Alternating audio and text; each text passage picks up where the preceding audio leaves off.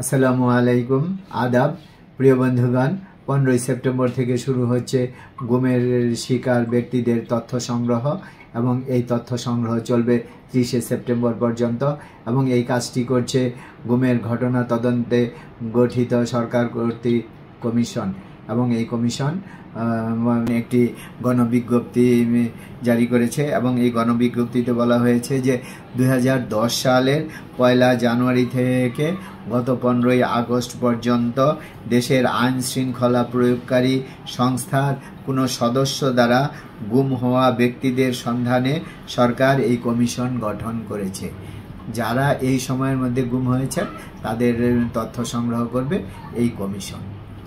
গুমের ঘটনা তদন্তে যে কমিশন গঠন করা হয়েছে এই কমিশন তাদের বিজ্ঞপ্তিতে আরও বলেছে যে গুমের ঘটনা ভুক্তভোগী নিজে অথবা পরিবারের কোনো সদস্য, আত্মীয় স্বজন বা গুমের ঘটনায় প্রত্যক্ষদর্শী যে কোনো ব্যক্তি অভিযোগ দাখিল করতে পারবে এবং ওই অভিযোগ দাখিল করার বিভিন্ন নিয়মকানুন এই বিজ্ঞপ্তিতে আছে এবং সেখানে কমিশনের অ্যাড্রেস, ইমেল অ্যাড্রেস এবং বিভিন্ন হট নাম্বার দেওয়া আছে এবং সেখানে যোগাযোগ করতে বলা হয়েছে।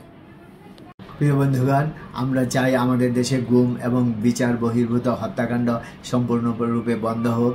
সরকার যে কমিশন গঠন করেছে, গুমের ঘটনা তদন্তে যে কমিশন গঠন করেছে, এই কমিশনের জন্য আমরা এই অন্তর্বর্তীকালীন সরকারের প্রধান ডক্টর মোহাম্মদ ইউনূসকে জানাই অনেক ধন্যবাদ। অন্তর্বর্তীকালীন সরকারের প্রত্যেক সদস্যকে জানাই অনেক ধন্যবাদ।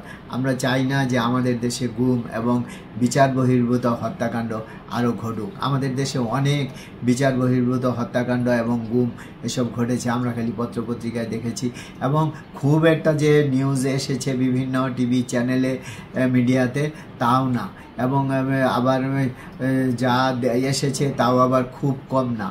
এবং আমরা আশা করব যে আমাদের দেশে গুম, বিচার বহির্ভূত হত্যাকাণ্ড এইসব কমার জন্য সরকার দ্রুত ব্যবস্থা নেবে এবং সরকারের কমিশন যে কাজ করে যাবে এই জন্য আমরা অনেক সাধুবাদ জানাই। আজ এখানে বিদায় নিচ্ছি। আমি বদরুল হক তপন।